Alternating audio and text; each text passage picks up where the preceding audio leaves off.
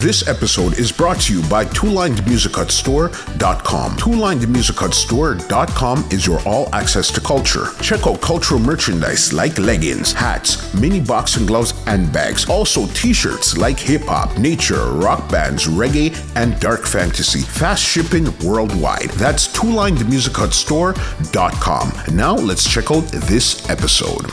What's going on, ladies and gentlemen? This is Muscle, and this is another Two Line Music Cuts Entertainment Report podcast. And today we have a real special guest in the building. Listen, this lady's been giving you hits from in the 80s right up until right now. Listen, she's got you songs like Breeze Off, Enough Respect, and so much more. You know, we have in the building today, we have the one and only Miss Lady G in the building today. What's going on, my sister? Well, I'm just giving thanks, and thanks for having me on the program. Yeah, man, every day we wake up, we have to give thanks for life, to the way our time gets us serious, Trust me, you know that. Trust me, you know it's serious. And before we even go any further, I got to say thank you so very much for coming through to the Entertainment Report podcast today. You're welcome, man. It's a pleasure for me, yeah. Mm-hmm. Definitely. And you see, on this program here, we like to go right from the beginning and bring it up right to 2021. All right. So my first question. Okay. What are you going to say? Let me see if my memory is still working. Listen, like when you go on a stage and you touch that mic, how everything just comes back to you? This is going to be the exact same way. Yes. All right. You understand? All right. So my first question is this. Where did you grow up in Jamaica, and what type of child were you? Well, to be exact, I was born in Spanish Town, Thompson Pen to be exact. I'm a home delivery baby. Okay. Yes. So, grew up in a community where, they would call it the ghetto, where you have Thompson Pen, you have Old Road, you have Chins Avenue, all those little places, Jones Pen, all those places where I run up and down. And then when I get much older, I went to De La Vega City to live with my grandparents. I even live, as a child, in Brunswick Avenue with my grandfather, because I was like all over the place, you know what I mean, as a child. But a very humble child, I must say, definitely. I never used to talk. A lot of people in my community said they don't understand me become a DJ because we never used to talk. You know what I mean? Because me and my aunt grew up together. We were on the almost same age. I was probably like 2 years older than her. And she was the outspoken one.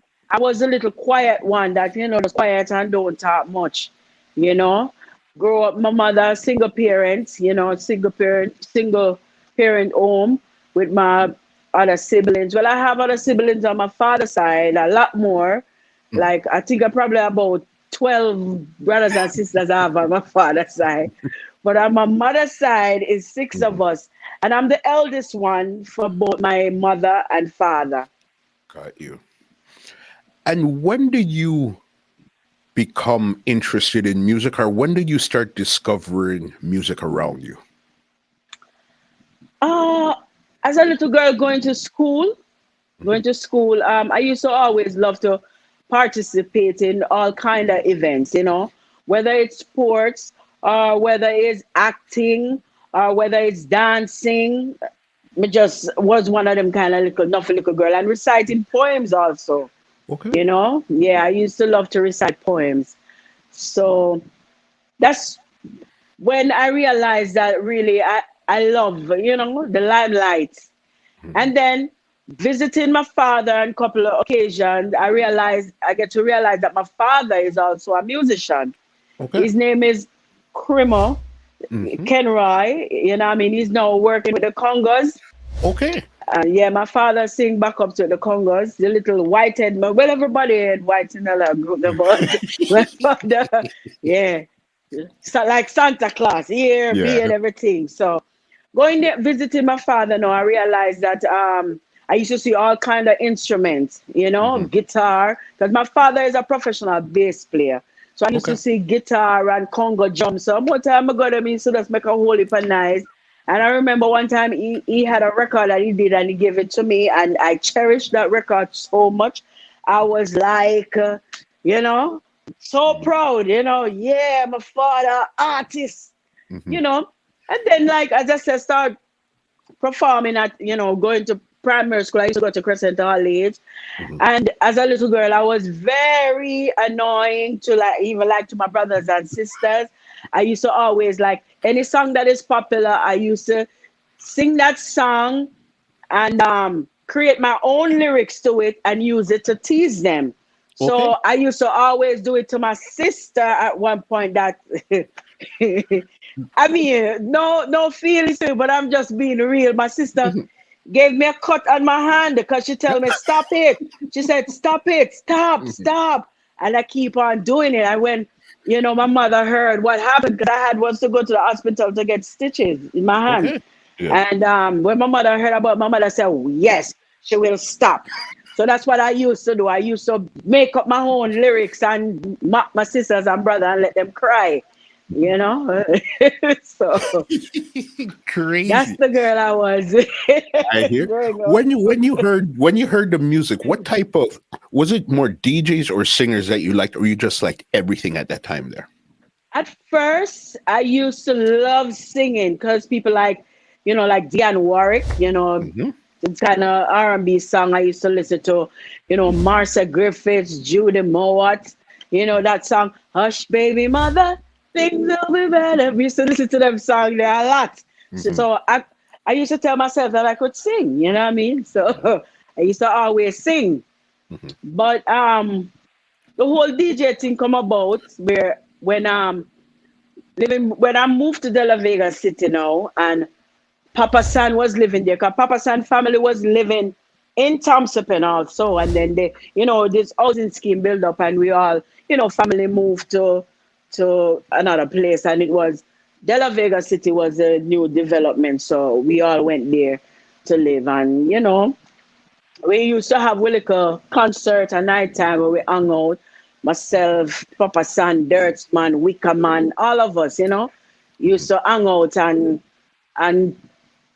all we little concert. But at that time I was a singer at that time, you know.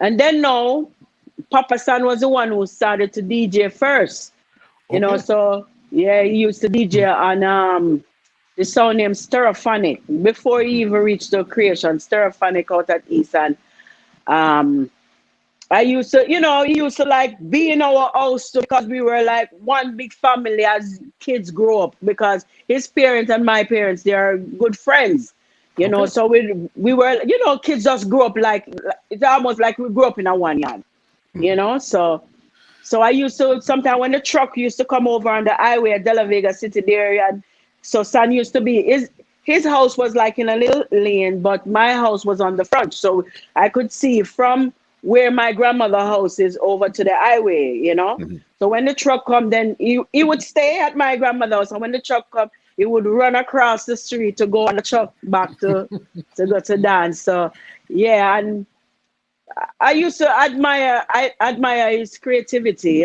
Yeah. Hmm. And then So, listening to Sister Nancy at the time, listening to Lady Ann at the time, Sister Carol. Sister Carol, I used to love Sister Carol so much when she came out with that song, Down in the Ghetto. I used to love, I just love the way how she put the lyrics. And I think it was very, she was a very intelligent person from when mhm. I listened to her lyrical content. And I find myself, get drawn to that type of lyrics, you know. Okay, so then I guess at this time you figured first you wanted to start singing, but then after a Yeah, while, those type of lyrics and Papa San and right, everything, you said DJ is your thing. right. Yeah, DJ. Mm. DJ was my thing, yeah. Do you remember your first set of lyrics that you made up? Wow. Hmm. Um, um, Honestly, like there was a little sound system in the community, like in Thompson, because I used to be like from Thompson to De La Vega City at the time, because my grandparent was living in De La Vega City and my mother was still living in Thompson, so I used to go back and forth. So there was a little sound system Thompson, where I used to go there. So we can't remember them lyrics because like every time I make up one little 4 line or something, me just go there, go test it out, just to hear about myself, Mhm. on the microphone. But yeah, I used to I have a lyrics I used to DJ. Say, at the time it was polka that was rare, and I used to have a song polka dot. Everyone out here that sitting on that one wall about crap. So yeah. Mhm. So, and then I have my cousins, them, used to boots me up and thing. I say, yeah, man, you're so good. And an uncle there who, I mean, he was the one in the family who really like start the whole DJ thing. My Mhm. uncle. So, what I mean? Some of the times I used to like DJ some of his lyrics to some of the time, and turn Okay. it my way. I used to, fix it, Mhm. my way and Because DJ it. Yeah. you said you're hanging out with like a Papa San, a Dirtsman, and all of them around Yes. there. So you were the rough and tough. You were like the tomboyish type of thing around the guys. Definitely. Definitely. You hit the nail. Mhm. I was that tomboy little Mhm. girl growing up. Yeah, yeah. Mhm. And when did you and Son decide to connect and then really start to either write lyrics or whatever the case? When did you guys really connect? Well, I started out doing my thing. I mean, DJing, because I remember one year. I can't remember the year, but it was like a summer holiday, like in August Mhm. when they in August when they used to have all the festival thing, the street dance that the government used to put on, Mhm. and I went there not with the intention to really like DJ, Mhm. but they asked that they had a DJ competition and they wanted a female. So my cousins were there with me and know me always. I make up my little foo lyrics there. I say, go up and want a female. Go up there, the DJ. And I went up there and mash up the place. Okay. DJ in the same polka that lyrics. And Right. that's where I met with Daddy Miki. I don't know if you Got heard about Daddy Miki. Mhm. Mickey Meeks. Yes. But Mhm. at that time, Daddy Miki was DJing on Black Scorpio. Okay. Black Scorpio used to have a event, have a Thursday night thing at 30 Edley Avenue at his headquarters. Mhm. So he said, I could bring you to this sound, in Kingston, Edley Avenue. You could have DJ, we can DJ for the sound system. So I went there and I used to go there because at that time I was going to high school. So like on Thursday night, I used to go up there and try to get a little well for the mic and thing and because I have to go to school Friday morning. So I have Mhm. to do what I do and try to catch back the bus to go back to Spanish Town. Mhm. So I used to go there every Thursday night, DJing working on my craft until I'd said, to Scorpio. Scorpio had some country dance. And no, it was holiday for me. I wasn't going to school. I was on summer holiday. So I Mhm. said, I said to Scorpio that I would love to come at the dance with them in the country. Mhm. So he said, yeah, you could come. Yeah, come early. And say, if you can get for go down on the truck. And Yeah. I was like, really? Go down on the truck. Go on the truck, go country. Was. Mhm. So I said at the time, I used to talk with General Trees and Sugar Shine and, all them those artists and that they make it too. So I Mhm. said to Trees, that Scarver say I must come early. Cause those days that's how it used to go. You For start from sure. the truck so Mhm. till you can afford to buy a car. Mhm. But for me, I was like, a little bit too much for me. So I said, geez, Scarpa said for me to come to the dance, I'm gonna have to go on the truck. Mhm. So she said, no, man, that can't work. You're not going on no truck. You are Mhm. driving we in the car. All right. So I don't know what he said to Scorpio and whatever. And I end up the night when I was going to the dance, Mhm. I had was to pass where I live in Spanish Town. Okay. So I said to Scorpio, I said, well, My mother is not used to me going to all these far places and staying out until in the morning. So if you could have stopped and asked my mother if, for permission for me to come to the dance. Mm-hmm. And it's all right. And he stopped and, my mother was a little hesitant, because I'm a girl child, you know what I mean? Mm-hmm. And some of her friends were sitting there with her, and her friends said, that's what she love. Make she go and, give her a chance. Make she go. And my mother said, all right. And my mother said to Scorpio, if you ever make a strong ear hurting on my daughter head, remember you forgot to talk to me. Take care of my daughter. Yes. So that's when I get the first go to all the dances. So as I tell you, it was the summer holiday. So after that, I just every dance, every dance, my God. As me come in, as Scorpio drop me off and go town by in the evening, they come back and pick me up and stuff like that. So, And you're doing a lot yeah, of stuff there. When you yeah. got to Scorpio, which other artists were on Scorpio at that time there? General Trees, Mm-hmm. Shuka Shine. I think Barry Back was there at the time. You like Culturally, Daddy Mickey, Liquor Mickey. Yeah, I can that's those are the artists I can remember. And you have Mikey Melody as the singer on the song, yeah. Where was Lord Sassafras? Sassafras by this time, Sassafras I think was living in the States. Yeah, yeah. So you came when he kind of went to foreign and doing his type of stuff. That's when you came around the song. Yeah, yeah, yeah. All But right. I know of him at that time because you know what I mean. Mm-hmm. I know he was the one who really was the first, artist and Black Scorpio sound, from my knowledge. But he used to visit time to time, come to Jamaica and stuff like that. Yeah. So yeah. Got you. Good to go. Okay, so then you said now you're doing a lot of the dances, a lot of the country dances. What are some of the early dances you would remember that's stuck in your mind forever? Well, I remember I went to a dance, I think it was in Westmoreland. Mm-hmm.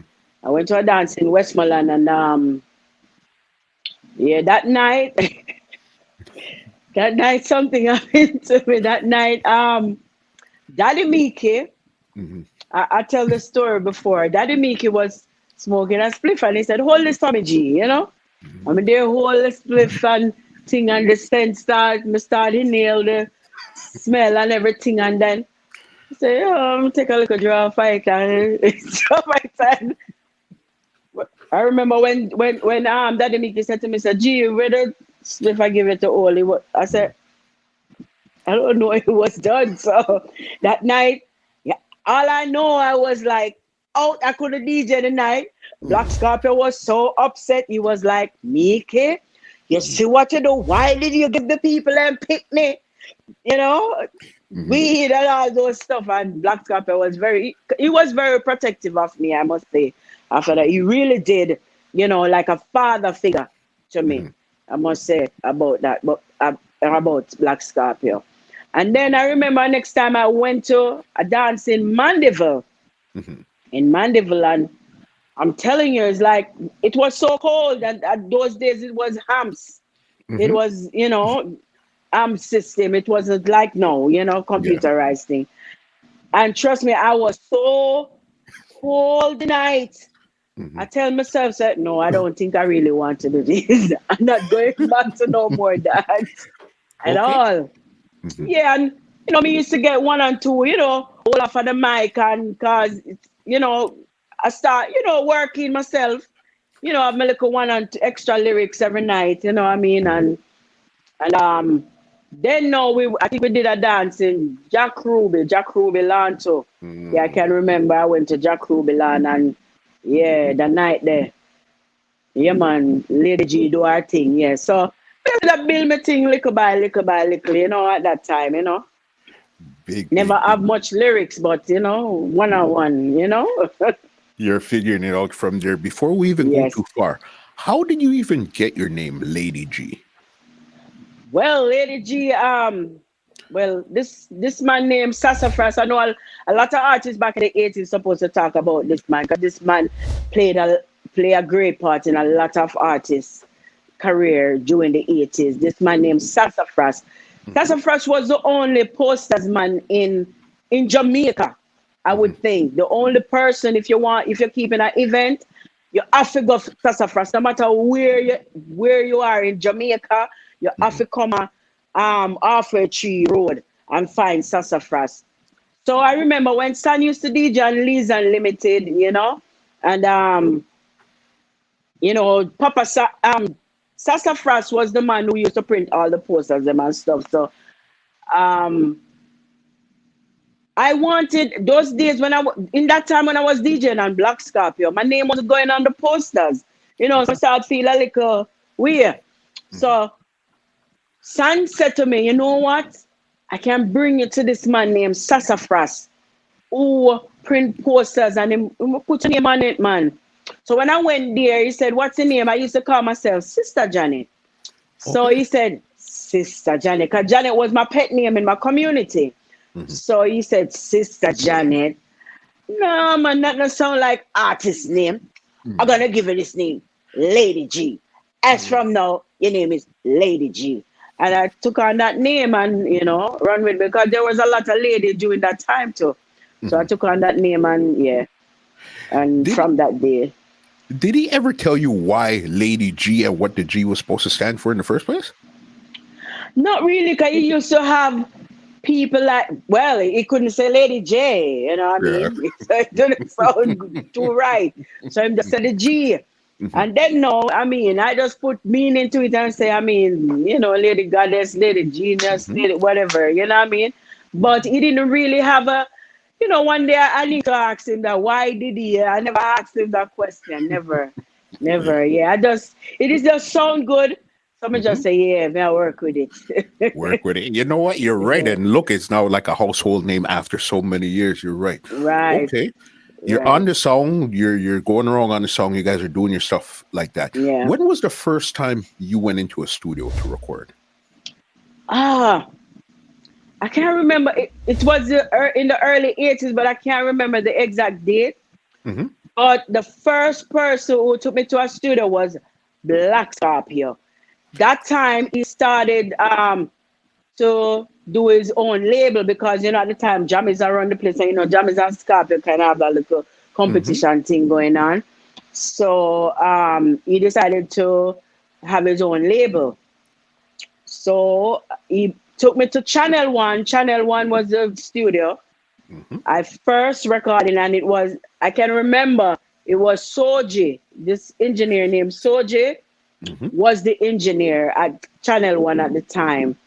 And I did this song called Ghetto Rock. This Ghetto Rock is what I used to always a DJ and the sound system. I get forward feed. So he had this rhythm. I don't remember the but I remember Frankie Paul have a song on it called Closer I Get to You. The closer I get to you. Yeah, so Scorpio send me around in another recording booth, and then we go in the record booth and one cut. Get a rocker, make we do the get a rocker. You feel move your foot like Havana socks. Move up your foot, move up your heel back. Move your leg like a track, you a track. Wind your waist like you're winding a watch. Buff up your belly like you a Goliath. Set yourself like a box, you a box. Move your mouth like a chat, you a chat. Move up your body and get down flat. But before you start, do it, go quack, quack, quack. Get a record. One cut. Because Soji was like this to me, giving me all the energy and the vibes that are going on, Yeah, one cut, non-stop. You know what I mean? Yeah. And that was the first song I did. And it was recorded under Lady G? Yes. When I start recording, I already have the name Lady G. Yeah. You had brought up something. I want to go to the sound system before I forward with the recording. Were you ever on any of those Black Scorpio versus Jammy clashes? No. I don't recall being on any at those clashes. Yeah. Or were you in any clashes on a sound system? Because I know about the Yes. stings and stuff. We want about the sound system. Yeah. When I was DJing on African Symbol, because at that time I was DJing on Black Scorpio, making my name on Black Scorpio. So here comes this sound name African Symbol, in Montego Bay. Yeah, African Symbol. I started DJing on African Symbol. So I was like back and forth from Black Scorpio to African Symbol, and they had this big clash, and I think it was Jammies. Yeah, African Symbol against Jammies. Yeah, and I was there at that clash as the lone female, female artist with Echo Minot. I think General Trees was a guest artist. Not General Trees. Papa San was a guest artist on it that night. So in a place called in Montego Bay. What is this place? Disco Inferno. Disco Inferno. That's where the clash was, and yeah. But go on with my thing too, man. I never really like take on any artist really at that time, But yeah, me do my thing and me get my forward, All right. Yes. Proper. You brought up this name again, Papa San. I know Yes. 2 songs that you guys recorded was Legal Rights and Round Table Talk. How did those songs come around? Well, I mean, during that time, doing my thing, and Papa San say, saw me doing my thing and stuff, and then he came, Papa San, Papa San was doing this thing, and I was doing my thing too, and the idea came up because we were friends, we grew up, from we were kids, so it's like him saying, no, we need to do something together, we need to do something together, and then the first song we do was, I think it was Man of which one? Legal Rights. Man of a right. So man of a right. So if you don't hurt me. Yeah. And he was at I remember he called me the day he was at Creation, because he was at Creation during that time, DJ on Creation son, and he called me and said, I have this idea, who want me if you do. And first of all, when both of us wrote it was Papa's idea. He came up with the idea and everything, and and then we start DJing on sound system, and I mash up the place. Okay. And I mash up the place, and then now, during that time, I started doing my little recording that time, and I think Gussie Clark said he would like us to do a combination.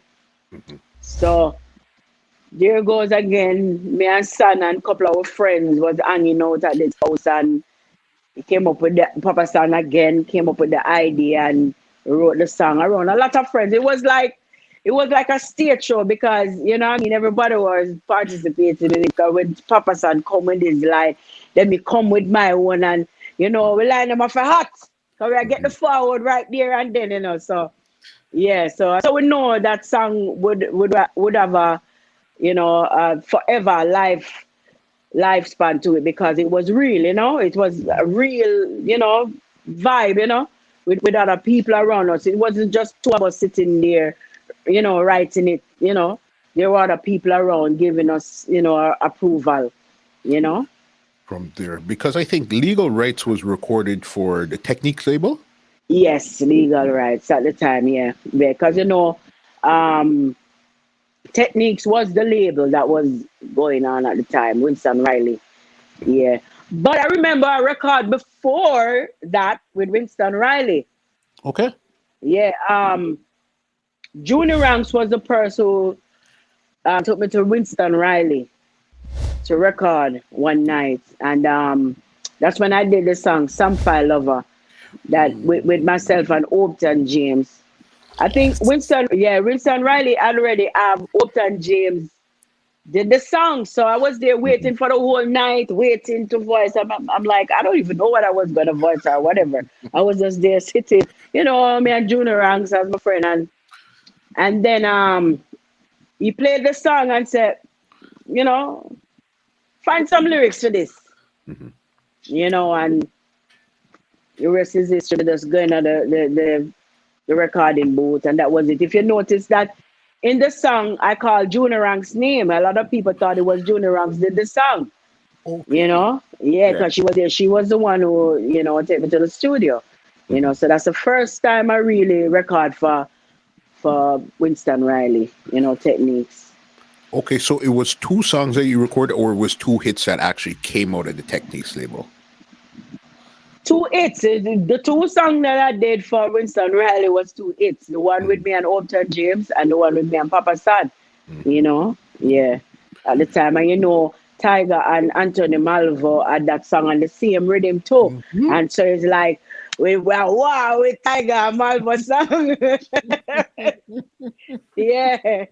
Yeah. The juggling that was really hot. Yeah. Yeah, man. I think, yeah, Tiger and Malvo song was the one. I think they first hold the number one spot before us. Yeah, when their song came up, then because me and Papa San was performing it, at all the stage show, them and dance and I mash up the place. So yeah. Crazy, because I know which one has the music video. Is it Legal Rights or Roundtable Talk has the music video? Roundtable Talk have the music video. Roundtable Talk. That's Papa the San one. say you are miss, ladies, you say you are this. Mind you destroy the relationships. Papa San say you are miss, ladies, you say you are this. Yeah, and we had that as a part two, Yeah. And that's the one that Shelly Thunder's actually in that music video there too. Yes. And the Bubblers Posse. I know a lot of people supposed to tell about the Bubblers Posse. There's them time that the Bubblers Posse was the artist posse in the dance hall anywhere. Papa San and Lady G there in Jamaica where them can do them there that support us. Yeah, man. So a lot of times would San come over to Black Scorpio, or a lot of times you would go over to Creation and DJ? Mostly I would go over to Creation because Papa San was like Creation. Yeah. So was San Lecturer was over there too? It was a couple of them that was over there doing their things at that time there. Yeah, man. Lecturer was there at the time. I wasn't like a household DJ there, I used to just pass through, I used to just pass through time after time, when some dancer go on. But Scorpio was really my sound officially. Yes. Good. Did you ever, because another big Spanish tongue song would have been Stereo One. Did you ever DJ Stereo One? No. No, Stereo One. Maybe I might go to one of the dances, but I can't recall any dance that I really go to on Stereo One. Yeah. Those times there. And another big song, since you brought up his name, Gussie Clark, was Rumors. All right. Yes. How did you come up with that? Because it was only the other day I was realizing that you and Greg Razak are both talking about Rumors. So who had the Rumor song first? Well, this whole Rumors idea was like, I think it was Mikey Bennett. Because Mikey Bennett was the musical director for Gussie Clark. So he was the one who used to, help to write some of the songs and for artists at that time. And he was the musical arranger, So when Gussie sent to call me and I went down to Sliper, because every artist we used to hang out at Gemini Club every day. Nobody never have any cell phone or whatever. But Gemini Club, Sassafras did have a office phone. So like we used to give people the office phone. Hey, if you want to find an artist, just go to Gemini Club and you find them. So I was there one day and I don't remember who Gussie sent to call me, but Gussie sent to call me and I went down to the studio and he started playing the Rumors rhythm. And I had the song, no care my name, no spread no rumor, show me enough respect, a DJ. No, I think I had just the lyrics first. I had the lyrics first. This is a fact. May I confess to each and every woman, man, for due respect. Not who we just up in the latest salary of facts. Right now, I don't even remember what the chorus was like because that whole lyrics came about at the time when, the whole heap of derogatory lyrics them about woman and the whole heap of mate, put up your hand, mate, and all of them kind of lyrics. I run the place, you know what I mean? It was a time for it. So as a female now, I say, you know what? they gotta take a stand and make me have to, say something positive, for the ladies, for the woman them. So when I went there and start DJing the lyrics and the rhythm, as I said, I don't remember the punchline that I had before. Start DJing.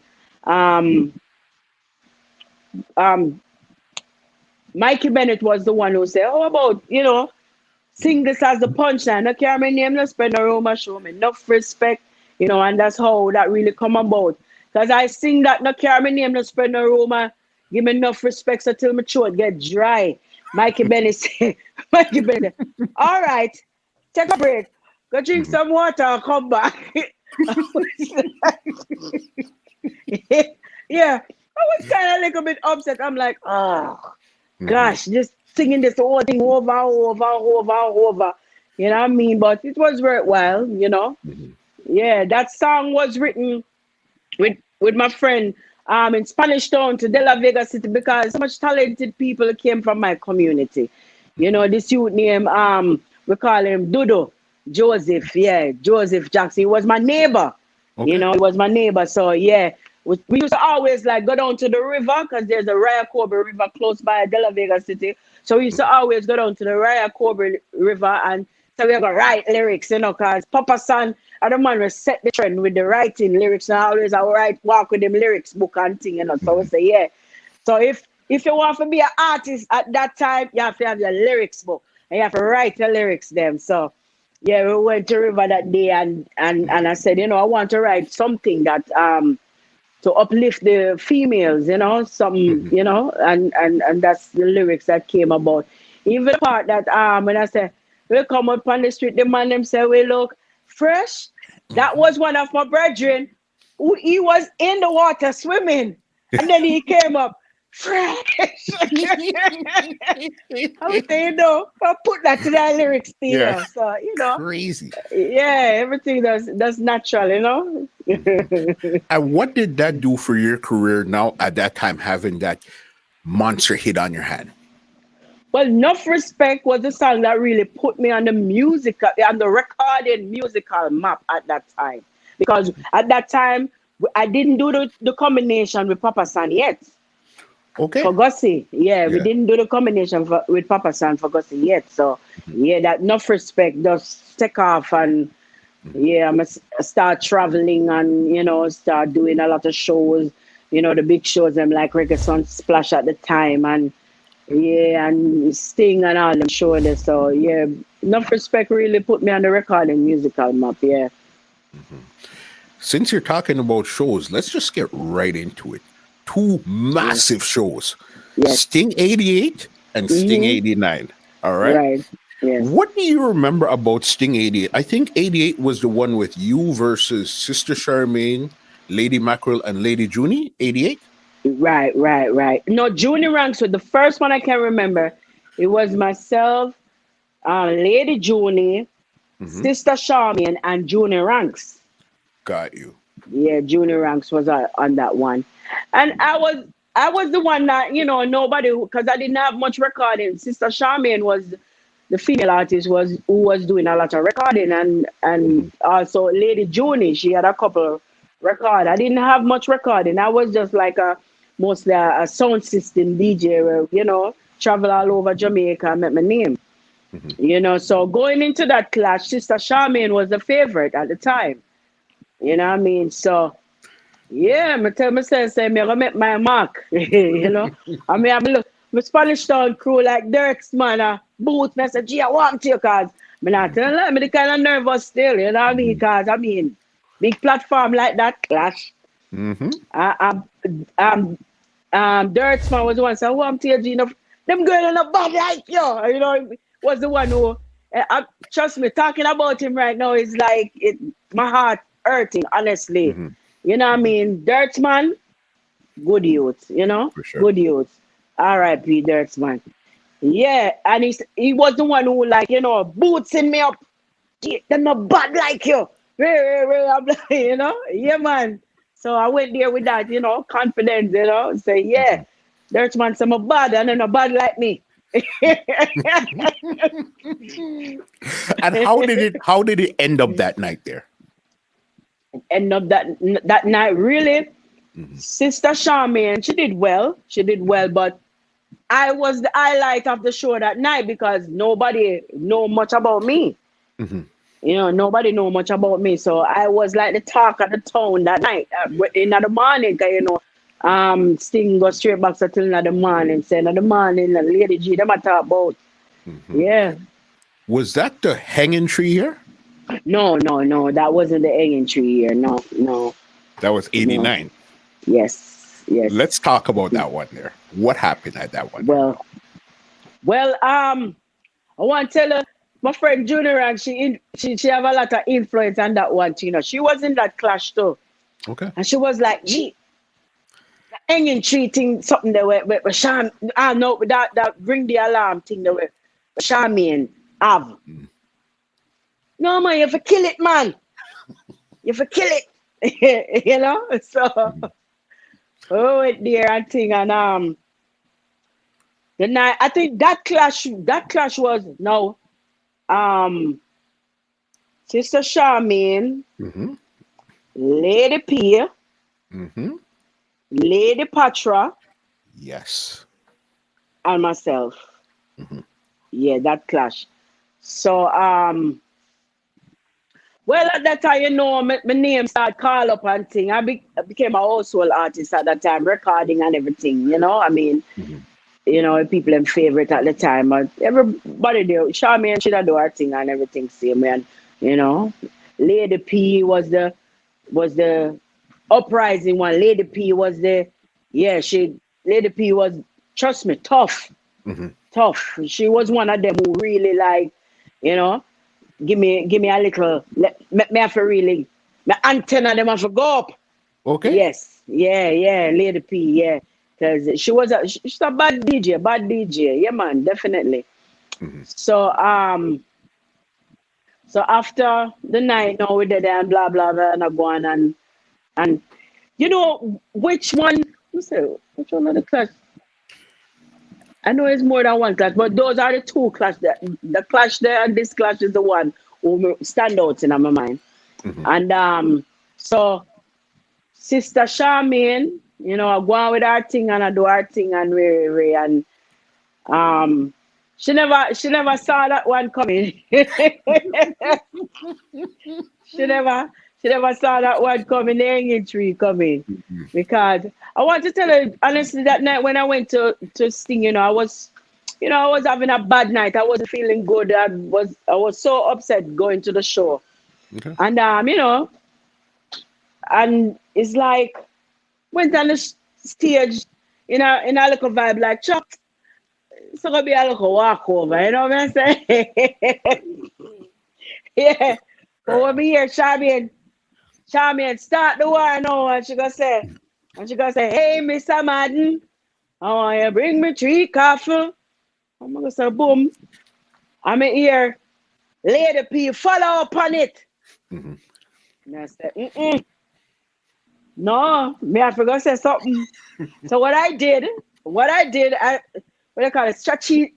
I really have it planned out in my head because while Lady P was there doing her thing, I was like, I'm not even gonna say nothing.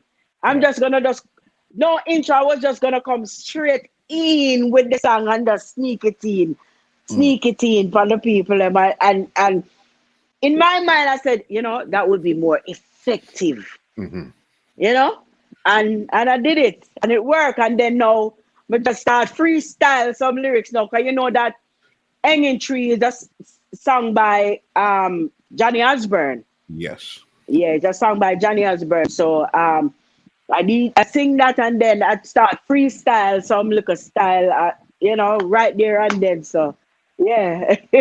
Crazy. That is one of the most memorable moments because after that, the horn section started to play the burial. Yeah. And the crowd went wild. Yes. Yeah, man, music is magic, man. Music is magic, you know? Yeah. Trust me. And Patra was in there. I think right after that is where Patra really started to get her break right after that time there. I want to tell you, I think the same night she came off stage, because she came off stage crying.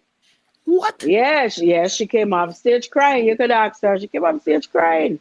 How And come? that's how, because she felt like she didn't do well, Mm. and Specialist was there the night Hmm. at the show, and I think that's how she and Specialist really get link up, and that was it. Yeah. Yeah.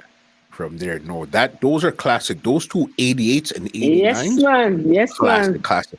And do you remember if you and Sister Charmaine met again? Because now the whole rivalry is between you and Sister Charmaine. So did you guys meet again either on a song or another stage or anything? Say I miss out something because we did the first clash. Hmm. When Len was planning for the other clash. I remember I went down to Mr. Leng office. That's when he was stationed at the police station in Jungle. I don't know the correct name for that police station, but that's where he was at the time. And I went down there, and Sister Charmaine was there, and and Leng said to her, I look a Spanish town, and I said, "Me I bring come phone in now." But like yours, Charmaine just walk away and said, "I want telling, when me talk no dog back." And I was like, okay. Yeah, man, because she was that type of person. Yeah, man. Hmm. I want telling, when me talk no dog back. I was like, okay, all right. Hmm. So say, them little thing that make Lady G antenna stand up. Hmm. When you see me, go so Junior Ransom always say, when you Lady Mackerel at the time, now Macadam, you say, Hmm. anytime you see Lady G disappear for a week, make sure we know say when she come back, she come back with something. Because that's how Hmm. we used to work, we just take time out and go all advice and book and pen, Yeah. Serious about your lyrics at that time. You're writing them and making sure everything connected. Yes, man, definitely. Yeah. For sure. Mhm. Okay. Did all of this good stuff. When was the first time you actually left the island? And where did you go? The first time I traveled was to Grand Cayman. Hmm. Yeah, I don't remember the promoter, but I can remember the artist that I went with. I went with Sister Charmaine. Again. Yes, Sister Yeah. Charmaine, but Sister Charmaine, Admiral Bailey, and Echo Minot at the Mhm. time. Yeah, we went to Grand Cayman. That's the first time. Yeah, and me and Sister Charmaine became big friend on that show that we went to. Yeah. Mhm. And I remember Admiral Bailey was the one who he used to love to make fun of everybody. So he was Mhm. laughing at me like because I was the only one that was traveling for the first time. So Okay. he was like laughing, he had that big laugh. He was laughing at me and I was like, oh gee, mine strip the plane. My your bottom strip the plane seat, And I was, I mean that laugh. I was laughing at me that day. Yeah, but we had a good vibe and it was a very good show and mash it Mhm. up. You know what I mean? Yeah. Those were the big ones. And when was the first time you either went to the US or came to Canada? When I went to Canada, Canada was the second place I went. Canada was the second place I traveled to with I think it was Hmm. Tonto Metro, and Liquor Kirk, I think, and Ricky Stero. Okay. Yeah, because that time Ricky Stero, I mash up the place too on sound system, Hmm. you know.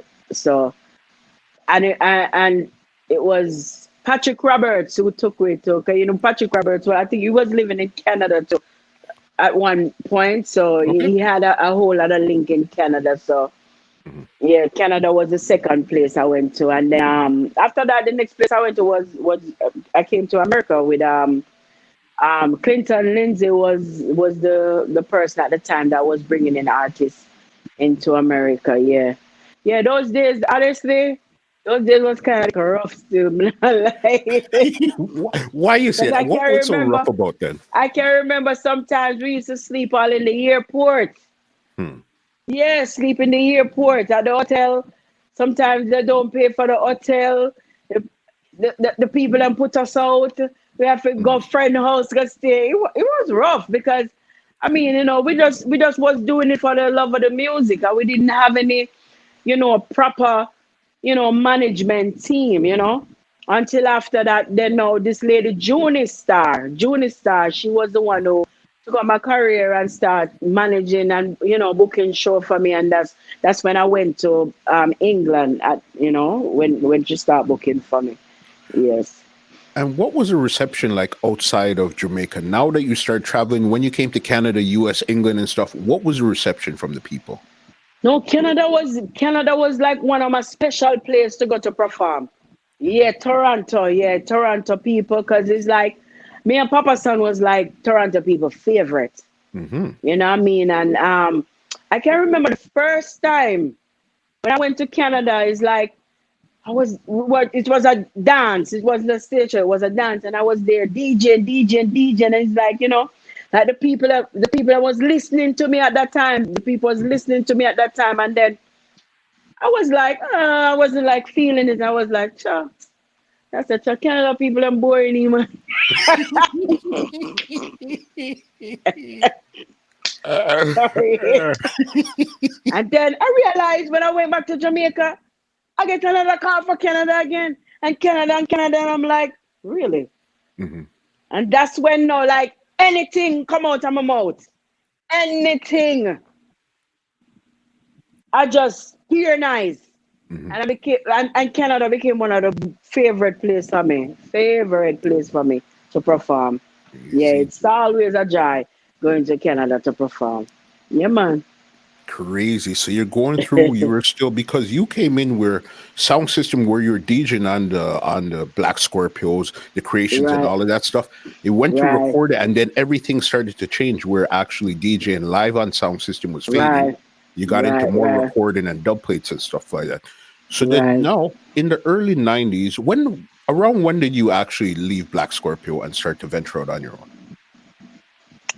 I think at the time when I started getting a lot of stage shows and I started traveling a lot, and then the whole sound system thing started to fade out. Most of the rubber dub sound them start, because most of the rubber dub sound them start play, like what I call them turn disco sound. Yeah. And then I get busy. Even General Trees get busy and start travel all over the place. So everybody was just doing their own thing. At that time, I want to tell you, at that time it's like, excuse me, at that time it was like pure stage show was keeping stage show. Like Fort Clarence was like every Sunday, like you're going to church. Yeah. Yeah, man. Fort Clarence was like every Sunday. There's a stage show at Fort Clarence. A crazy stage show used to keep. And I used to be on almost all of them. Okay. Yeah. Doing your thing, because I remember there was one show. I'm not sure if it was a Sting, a Champion in Action or whatever. I must tell you something. I can't leave this part out.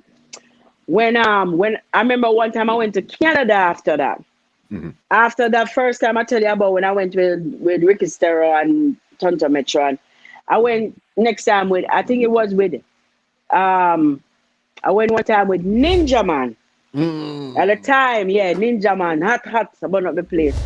Yeah. And I was DJing, me and him, and he had a chair on the stage, Ninja Man, and he sat down there and me I do my thing, but every time that I go like, come in Ninja Man and give me, him just make two talk and give me back the mic. Yeah. And I realized Ninja Man have me a DJ for the whole night. Yeah. Have me a DJ for the whole night because I was mashing up the place. Mm-hmm. And him just, as me do, I'm going to say, Ninja Man, him just give me back the mic. Say something, just give me back the mic. Okay. You know what I mean? So, but I think that was good for me because at the same time, he was showing the strength, the strength of Lady G. So, yeah, you know what I mean? Yeah, big up to Ninja Man, whole heap of time, big up. For sure. Big.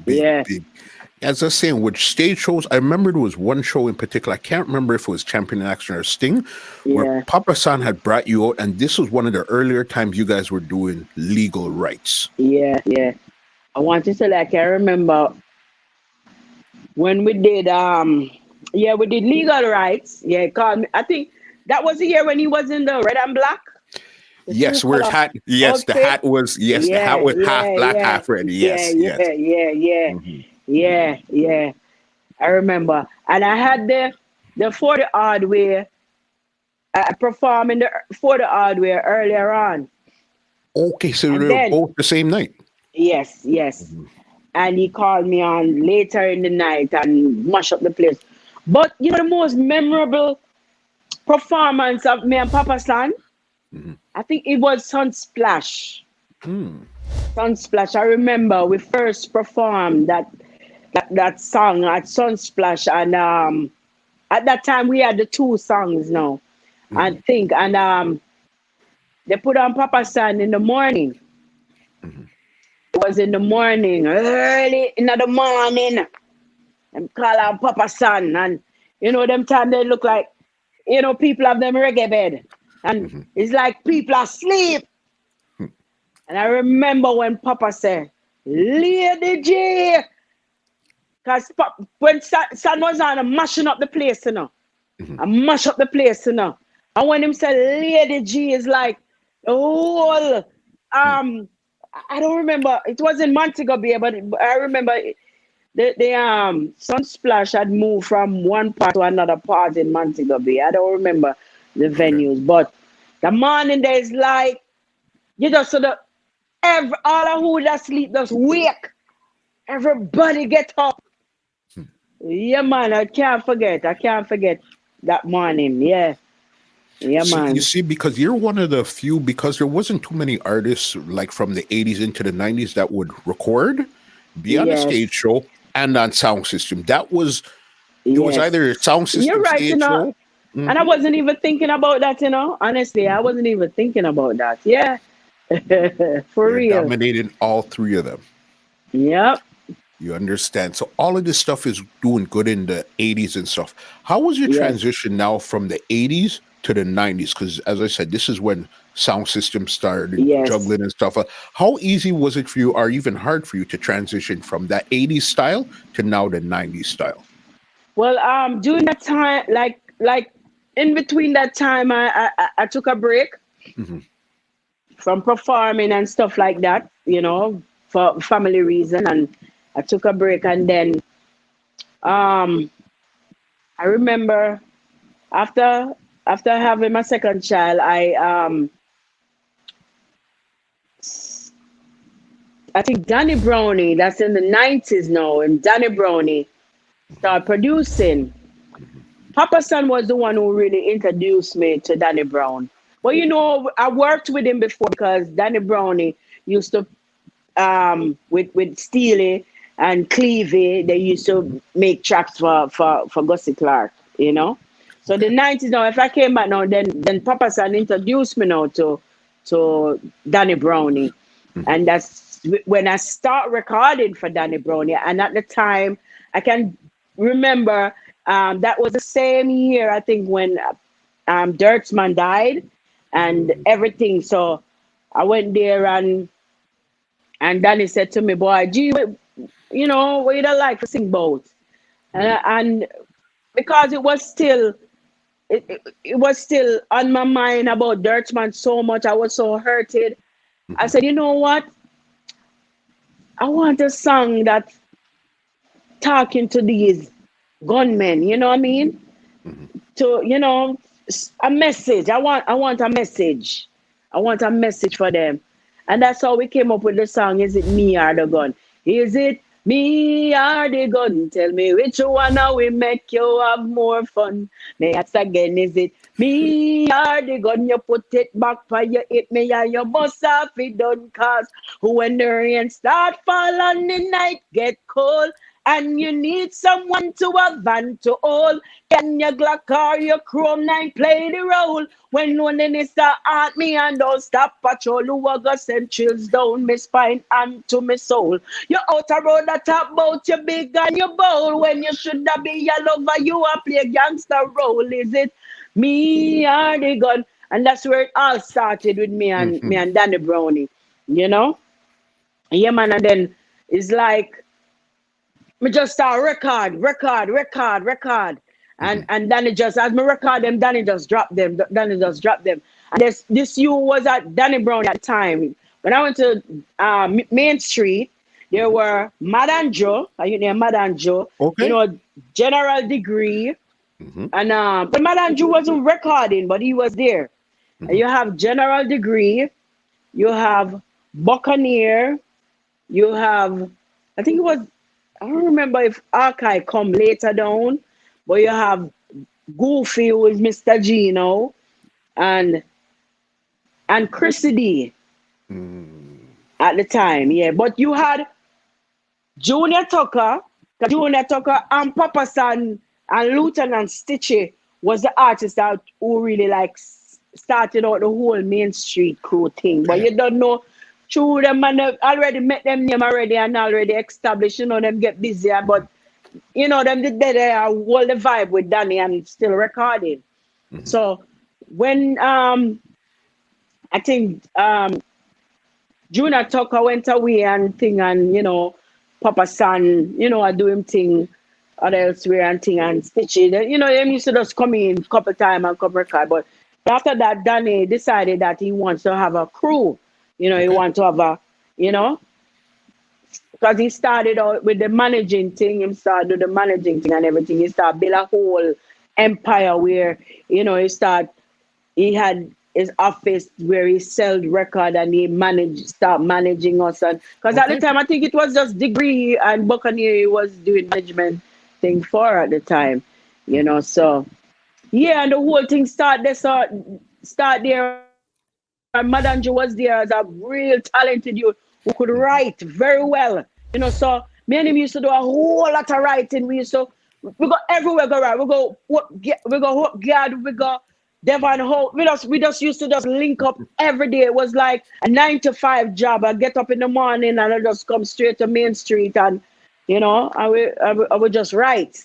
And it was a nice vibe, trust me, nice vibe because Danny Brown, I make sure that everybody's song will go on that rhythm is, you know, is well done, well recorded, lyrics them put together and everything, you Mm-hmm. know. And even as a musician, you know, he was very, you know, a very good musician also. So everything just in a click at that time. And during that time, recording for Danny Brown, then during that time, I was doing an album for Fatis, Exterminator, Yes. at that time Yes. too. So I record this album called Goddaughter Mm-hmm. for Fatis, you know, and that was my first album. My first album was Goddaughter that I did for And Fatis I Borough, think one of the biggest songs that came off of it was "Thank You" with Chevelle Franklin. with Chevelle Franklin. Yeah, yeah, that song we traveled. I want to tell you at that time, me and Chevelle was moving together too. You know, me and Chevelle cool like that. My friend, Okay. even though that she's a Christian, we still link and everything.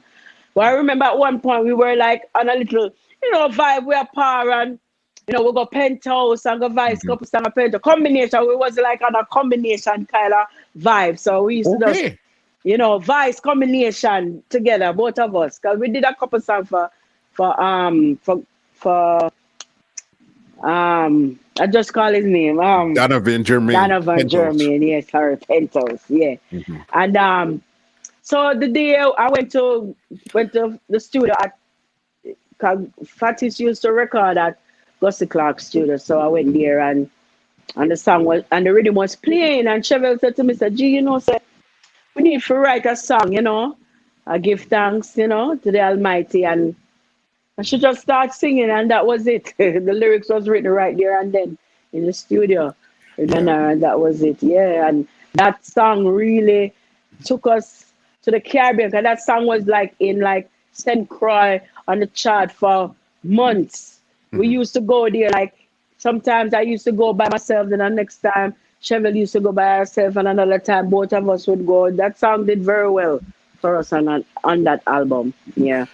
How did that album do for your career overall at that time there also? It did well. It did well. It did well for me. Yeah, definitely. Because Because that was my first, you know what I mean? So, Mhm. you know, a compilation of songs with Lady G. So, you know, people was loving it. How did you connect with? Because gonna go to Fatis to come back to Main Street. How did Yeah. you connect? How did you connect with Fatis in the first place? Well, I mean, I used to always go up to Gusty Clark's studio Hmm.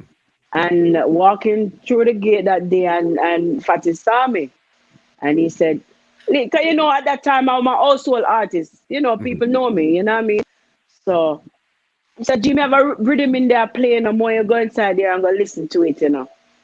And I did this song called When Me Rock Back, and me think back, look from when me day a roll a chat, now some little sprat, walk up this and flap, look how them mad, them end up in a. So that song really was because I was just starting up recording back again. Because Hmm. as I told you, I was off the scene for a while. Hmm. So that song really came about because I started, so a little competitiveness, a little thing in it way, but them know say me there. Hmm. Me not gone over there, ready again. you Hmm. know yeah, man. And then from then I used to just go. Fatis used to have studio time, like I think like recording days were like on Thursdays, I think. Hmm. So I used to just go there and just recording, because Fatis always have a ton load of rhythm and stuff. So, it was just my playground. I just go there and just, because I was just in the mood to just record at the time. So I was Hmm. like from Danny to Fatis and recording for other people too. But, Fatis and Main Street was the two main place for me at the time. Because what I liked that time there, if I remember correctly, that's when you just started to go on your locks journey at that time there. Early on. Yeah, Hmm. right. Y'all watch everything. What's the I watch everything? Yeah, yeah, the whole Hmm. fat is vibe. Yeah, the whole Hmm. fat is vibe. Kind of, yeah. I start, locking up my hair and thing. But the feel away, me Rasta same way, ain't not Well, gone. listen, I Rasta believe from that birth. 100% because your lyrics are never been Yeah, raunchy, man, never even though change, never change, no, never change, never change. even From though the time before I had locks until Mhm, the time when I have locks, until the mhm, time when I don't have no locks again, mhm. nothing never changed about my lyrics content. You've Yeah, always been conscious. Even when you talk about sex, it's never right in your face raunchy. It's right, always right, been covered up in right, a way like, okay, a right. good example would be the question you did with Love in There. Yes, yes, Okay. yes. You see how you covered that? How did you guys come up with that song there? Loving Dare, it was just a witty writer. You know what I Mhm. mean? Loving Dare was the one who came up with the idea. Okay. And he approached me with it and said, you think you don't do a song, like this? And I said, yeah, but so when I listened to the whole lyrics and everything, it was written by Loving Dare. I listened to it and I said, this the lyrics are bad. Hmm. I like the lyrical content. I put the lyrics together and everything, and I like music, like lyrics with playing with words. I like when you Hmm. play with words, For sure. and that's what really catch me. Grab me to that song. Then we did the song and did very well too. That song was like in. I remember we went to, I think it was St. Lucia. Hmm. Me and Loving there performed that song, and I tell her, because that song was the number one song over there at the time when we went there and mash up the place. And it was in Suriname for months on the chart, Okay. months on the chart, and we were supposed to go there and perform, but something happened to the promoter, and the show just didn't happen. Yeah, man, it was months on the chart. That song, really, Okay. yeah, No, big song there. That was yeah, done. So man, then this is where I take you back to Main Street yeah, now. Which is right. which came out first? Was it Breeze Off or Mosquito and Versace? Which one came out first? It was, I think, Breeze Okay. Off, Breeze Off came out first. Yeah, This is a monster classic song. yeah. How do you come up with that one there? Because that's a song that to this day, it still plays in the club. To this day. It was Danny idea. Whole lot of I think Mother and Joe was a part of it. It's like it's a whole group of us was there at the time at the studio. I recorded the song before. I recorded for Danny, and when Danny was listening to all the songs and the rhythm, he was like, well, gee, I don't know something about that song. I mean, I feel it. And while he was there playing other songs, I sat there and I start mimicking the song. I started mimicking, changing up my voice because at that time we never really too into the auto tune and all of them because something different sweeten the voice. So I was mimicking the song, sitting there mimicking the song. And then he heard me doing it and said, "Gee, you think you could have do the song, all of the song the way that you think you could have hold your voice to, do the song the way there?" I'm gonna say, "Yeah." I'm gonna go in there. I'm gonna try it. I'm gonna say, "Sanabada, sanabada." Sanabada, come here with your galley trend, just ease off, breeze off. You know, you get album now they heard again, just ease off, breeze off. You not get me now, you want look me friend, just ease off. And the rest is history. Now Yeah, that that's you I say always tell people that music is magic, Sometimes you go in a studio, you don't even know you know, what the outcome is gonna be. You know what I mean? You just have to have an open mind, because I never know.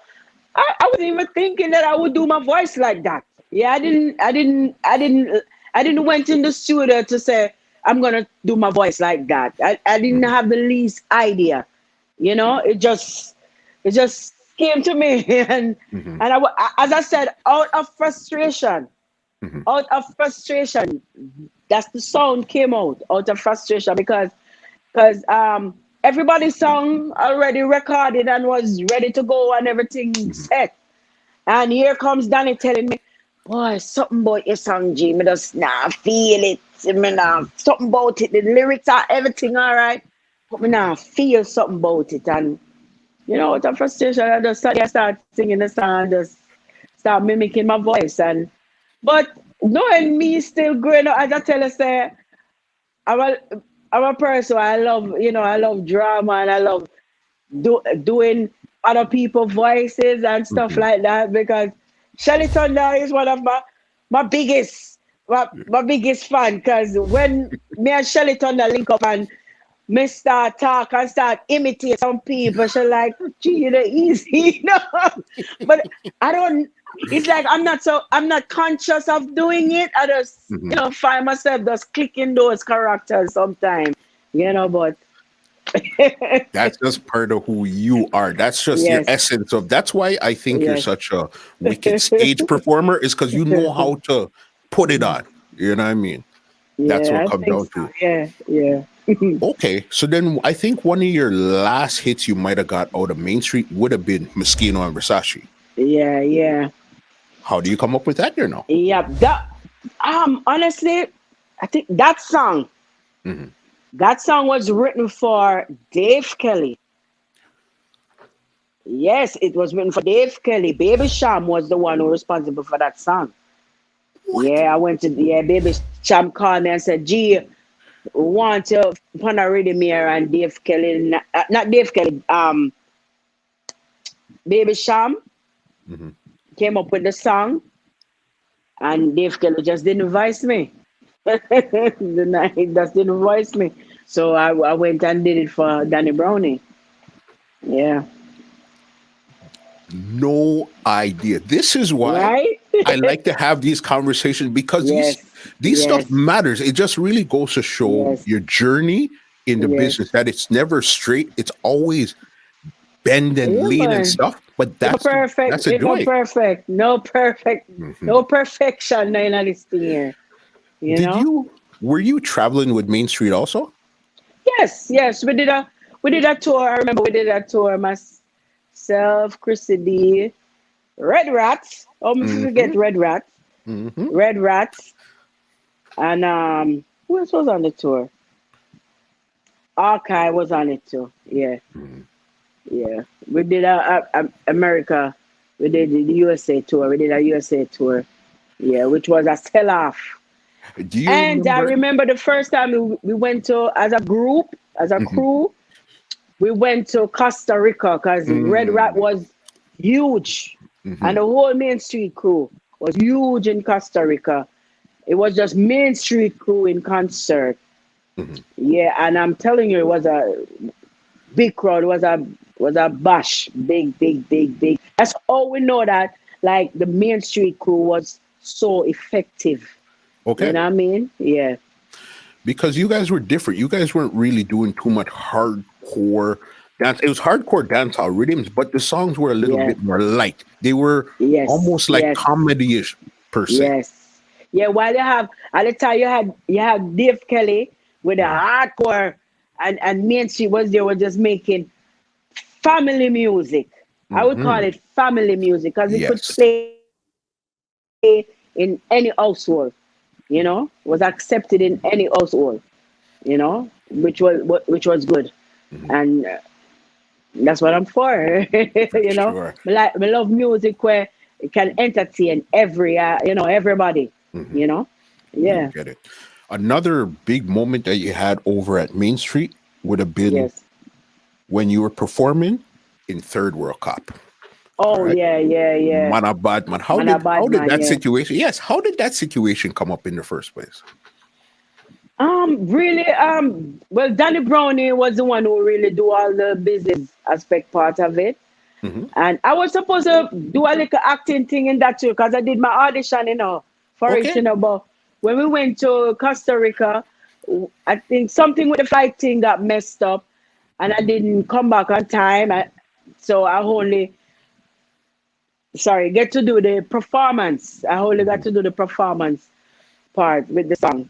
Well, that song now, I think the whole inspiration came from Silver Cat. Silver Cat used to always, when he go on stage, he used to always say, "Man, a bad man." Yeah, that was his thing. Yeah, he used to say, "Man, a bad man." And then the brownie say, I want wicked style, like, You know? And you know me, already always I try soften the bad man them already. So I was the perfect person. You know what I mean? To do that song. And then, the whole Main Street family thing. Archive, Danny Brown, because to Archive have that, aggressive voice. He used Archive to say, "Man, a bad man." You know what I mean? Yeah. Bad man for you, but you're bad when you don't have a clue. You must have stick it in your head. Them argument they want retread. Yeah, man. Me always try to chop down the bad man to my side. Me are the gun. When I did Me Are the Gun, I remember because that's the first song I did. I told you that was the first song I did when I came to Main Street. And when I think one of the TV station thought it was Lady Saw at the time who did the song. And went for Lady Saw to do the video and everything. And Lady Saw said, "I don't mean to do that song there." So when they finally, found out that I was the person who did it, because, that was like when I was reinventing my sound and everything, I shouldn't leave out that part. When I was inventing my sound and everything. So that's why a lot of people didn't know it was me, because at the time, Bounty Killer locked the place. So the intro was like a Bounty Killer intro. Man, you're sporting the Glock and the Tech 9, whatever. Oh, you could never be mine. You're dealing with gun violence and crime. You better change your mind. Yeah. Yeah, man. Yes. And, they did the video, and that's when a lot of people realized that it was Lady G. Yeah, man. Lady G, as you said, she reinvented. She's back and around and doing stuff like this. Because this brings us up to, I think, 98, when Danny now turned into a Christian. Yeah. Right? Yeah. How did you feel at that moment? Did you know it was coming up, or this was something that just caught you off guard? Well, honestly, I was away at the time. Again, from the music. My third child, I was away. And all of a sudden, when I came back, the whole Main Street, Danny Brownie got saved and the whole works, and I was like, I was a little bit, disappointed, in a sense, I mean, because I was looking, to come back and, do some more work with Danny Brownie, because at this time I realized that Danny Main Street was the place for me. For sure. You know what I mean? But luckily, here comes General Degree, who decided that he's gonna start his own label. You know what I mean? So he took along with him myself and Chrissy D as the two female out of the camp, and then he was recording other people too, other art. He was recording the other artists them from mainstream, but it's like me and Degree was like our little crew right there. And I think that's the time when Chrissy D get this when she sang over "Here Comes the Rain Again." Yeah, so I did couple recording for Degree at that time too. Yeah, and then things start falling apart. Was this when you made G String Productions in between this time here? Yes, right after that. Yeah, after that with Degree and everything. So now everybody start doing their own thing. Goofy start his own production. Buccaneer start his own production at the same time too. And then I decided to start my own label, G String Production. Yeah. And my first production that I did, the rhythm was made by what's his name? The rhythm was called Belly Skin. The rhythm was made by Left Side. Side. Yeah, Left Side was the one who made the rhythm, and got the rhythm. And but I must say, what's his Murray that who had it in the streets record. He was the one who, Byron Murray, rest in peace. He was the one who encouraged me. I said, "Gee, you don't see Degree doing them thing, Goofy doing them thing, everybody doing them thing. Why don't you create your own label?" You know what I mean? And then, at the time, me and my brother now start working, Pancho, Vincent, me and him start working together, and me and him come together and we say, "You know what, we're gonna start with one label," you know what I mean? And that's how it all started out. And then my first production that I put out was, I think Lady Saw was on it, Cecile was on it, Macka Diamond at the time, Lady Mackerel at the time, and I think I had some other artists on it still. I think I had, I don't remember if that's the rhythm, Caperton and Sizzler was on it also, but I can remember the success from that rhythm Belly Skin was when Macka Diamond wanted was to she was out there, but she wanted was to do a reinvent, change her name to the Macka Diamond thing and whatever. And I was telling her about the whole starting up my whole production and everything and blah blah blah blah. So I can't leave out this, but my first 24 track that I start my production with, I got it from Ziggy Marley. I have to say that. What? Ziggy Marley, yes. Ziggy Marley was the one who gave me, because I tell him I wanted was to start my production. And he said, I said, I want a 24 track, And him just called and he said, bring one of them 24 track. From underneath this, I can't come give G. Yeah. So, say that to say this now. Yeah. I started out the whole thing, and Macka as a friend, because we've been friends from a long time, So she said to me, "G, I know you can bust me." Exact word. G, me know you can bust me. You know what I mean? I said, well, I never know if I could bust her, but she gave me that confidence, yes, G, you can do it. You know what I mean? So, the whole thing was, Lady Saw was at the top of her game, at the time and things. So the whole plan was like, all right, Macka, being as me and Lady Saw already established, we are going to make this thing be like a trio thing. You know what I mean? So that's the main reason why we did the video in a medley. I purposely did that video with the three of us to give Macka that highlight, Mhm. you know. And we all worked together.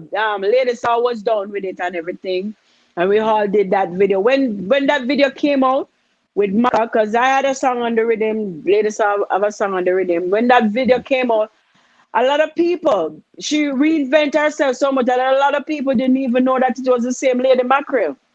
Crazy. Yeah, a lot of people didn't know that it was the same Lady Mackerel, and after that, she start, a lot of people start recording her from then, and you know what I mean. The song didn't make give her a number one, but it did put her out there because to the way how we did it with Mhm. myself. I start the video, and then Mhm. Macka Diamond was in the middle. Cause we planned everything, Yeah. everything was planned. Cause we're gonna be like, well, when I start the video, if three of us, they're gonna have to wait. They have to watch Macka Diamond to say, lady, sir. Got You you. Got understand? Yeah, them have to watch the whole video for the lady Mhm. saw. And that Mhm. was it. And it did work. Yeah, man. Crazy. And then I know Yeah. in 2003, you guys did something again with the flavor rhythm. Yeah, the flavor rhythm was the next one that I did. Yeah. Yes. That's when And I this think I one. had Tanya Stevens Mhm. and Lexus. I did a song with Lexus and Barrington Levy daughter, who her name was Alize at the time, Okay. singing. Yeah, she was on it too. Mhm. And I think Sizzler, yeah, Sizzler was on that one. And then I Crazy. had another one came out, a one drop. Yeah, I had Which a one one is this drop one? rhythm. I don't remember. That's sorry. That's terrible. I don't even remember, Yeah. but that was a one It's drop so rhythm. much going on. But Yeah, before we yeah, even leave the flavor rhythm, what is so crazy about this here? Your song Enough in that music yeah. video starred Captain Barkey, and Barkey then in it. again Yeah. it was Lady Sa and Macka Diamond in it again. Yes, yes, yes, yes. Because I want to tell you the truth. Lady Saw didn't. She, because honestly, Macka was the one who hook us up three-way, myself and Lady Saw Mhm. and her, and we were talking and we were all planning, this is what we're gonna do and blah blah blah and blah blah. So even up until that time, Lady Saw didn't know. I tell her what I was gonna do, but it's like she Mhm. didn't she didn't know how it would, come Mhm. out at the time. So the morning when I was doing my part, because I said, you know what, I don't want to hold up anything. So let me start it. So the morning. Mhm. And boy, may I tell him, I miss Captain Barkey. I miss him. I miss Trust him. me. Captain Barkey is a person who, as long as you call upon him, him ready. Him not ask you how, when, what, him just ready. Mhm. You know what I mean? May his soul rest in peace. Trust me. Yes, Captain Barkey, big up yourself. You know what I mean? Wherever you are, I can hear me. Mhm. Yeah.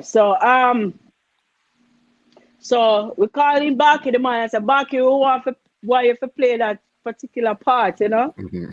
And he came and did it, and later came the morning and um was over watching to see what we were doing and everything, and right there and then she just feel the vibe. So till even that part when she came in and was like, like she was arguing with Barkey, that wasn't even Yeah. planned. Yeah. That wasn't even planned. It was as we go along. That was that Mhm. video as we go along. The part Crazy. even with Macka part that she did in the store at the time. I Yes. mean, may I just be real with the people. At the time, we didn't have like say, oh, we have a whole wardrobe and this is what we're gonna do. Mhm. Um, I was friend with this lady Christine Hewitt. She passed also. Rest in peace, Christine Hewitt. She was a journalist. Mhm. Yeah, and she. I was talking to her and I said, Christine, may I have a video for do with me and Lady Sam Macka Diamond, but and she started telling me about her store, and I said, wow, Mhm. your store would be the perfect place to shoot Macka. And she said, yeah, man, come, man, you're welcome. And that's how we went there and do that scene with Mhm. with Macka in that store where she went in and she fit on all these clothes and stuff like that. That was in the store. Yeah, and that's how that part came out.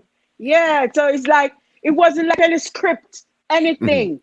You know, it was Big Daddy who did that video. Yes, He yes, was the one who yes. did that video. It wasn't anything scripted. It was just as we go along. You know what I mean? So I just always tell people, for me, music is just magic. You know, you never Mhm, know what the outcome is gonna be like. Just have an open mind and a positive, positive approach, for to sure. whatever you're doing. Yeah, man. You understand. This is now where your pen game, you went back to your counteraction pen game now for this song here. Oh my! You remember everything more than me. Yeah, yeah. That was Woman at the time when I was intuition. still at the main. At the time, that was still the G string production was going on at that time. Because all of those counteraction that I did, the counteraction of Kipper's song, Mm-hmm. telephone mash up my life. Mm-hmm. I'm gonna say, Anna, telephone mash up your life. Anna, telephone mash up your life.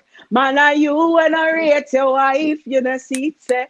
So you realize I'm always like defending the woman. You know, I'm like Mm-hmm. the woman's government. I'm always defending the woman all the way. So yeah, and I did that song, and then it was what's his name at Big Yard, Robert was the producer for that song, and I bring it to Okay. Robert, and he listened to it and say, "Yeah, man, I love it, man. You can't go through with it, man." And then Clippers go drop another one again, Mm-hmm. another one, but later, you know. Mm-hmm. And I hit him with the other counteraction, return to the center. All these songs was on the G string label. And Mm-hmm. still on the part of G string label, I Mm-hmm. did my album called Rated G. Yes, That yes, album, yes. Rated G, produced by Mm-hmm. myself and my brother Pancho. Mm-hmm. Yeah, Rated G. But we gave it to Todd's Record to distribute it. But I think what was lacking of that album is that there wasn't a lot of promotion on it. And because it was just a little me, I try, keep Mm-hmm. my name up and my music out there, did it. And we just didn't have the resources to really put Mm-hmm. it on that big platform. But I'm still that the album to me up to this day is one of the baddest albums For I've sure. ever done. Is that the one with there was a lot of one drops on it? Yes, yes, yes. Ghetto people was Get a on that one vibe, there get a too? vibe. Me Yes, say that yes. one ya Affiti Valley, jungle, Rima, water, house, tower, Hill, Nannyville. Anywhere you're from in the ghetto, things run different down there, so. Tell them, sell you the Jesus, so. That one ya Affi Gully, Gaza, Flankers, Della, Thompson, Lakespen. Anywhere you're from in the ghetto, the vibes done different down there, so. Tell them, sell you the Jesus, so. And that inspiration came about when they were like locking off sound system. Okay. Yeah, they were locking off sound system at the time. And yeah, that's because all of my songs them have meaning. We're not just the songs, so all of them have meaning. Yeah, man, every one of them. And there was at that time there too, there was one more song. It was like you're warning the schoolgirls about going into Oh, the bus. oh, I don't know if it's this one. When I was a little girl, I never listened to my mother. Right and face to me the doubt order. So school me and my friend in no punk. That song was produced by Steely. Okay. That song was produced by Steely and Clevie. Yes, Mhm. yes, yeah. And Steely was the other genius who came up with that idea too. And I said, gee, you need to do something for Mhm. little young girl, kind of time, little girl, a lot of them that get out of hand. So we Mhm. came up with that storyline, that storyline to really, it's like a lesson, you know what I mean? Mhm. Yeah. I can't remember, boy, working with Steely is another drama too. Mhm. Another drama. Why Another why drama working with why you say Steely. that? What was it like with Steve? No, him the other one would tell me for go drink water too. After being a well established artist. I was their DJ and I'm like, gee, I want to tell. Oh wait, oh, is that frog you have in there short hour? Eh? I saw him behave. But guess what? Him bring you up there to bring you Mhm. back here. Mhm. That's him. You have to just know the person stealing is Yeah. yeah, man. Cleve had a little quiet one with us. He does the same thing. Him have some like a sneaking joke to, bust Right. the face, Clevie, it's that like a snake, it's Mhm, sneaking. Yeah, mhm. but still, yeah, the man, take over the room. I have a little history with Steely too, You know that the first song I recorded for Steely was a song with me and Sugar Minot. Best to rise with a smile on your face, just like a sunshine all over the place. Yes. Don't be like a cat. Yeah, man. Well, if a man just want to be me lover, but I don't know who to trust, I don't know who to prefer. Yeah, man. Steely, I can remember. Steely came for me at De La Vega City and his bike back. Yeah. To the studio. Yeah, man. Yes, Steely. I And even up remember. until when he was sick, Mhm. we were still in touch. We used to, have some real good conversation. Yeah, man. Lady G, your history in this business Don't is they? amazing. Amazing. I And the thing, you never went the raunchy skin out way. You just kept no.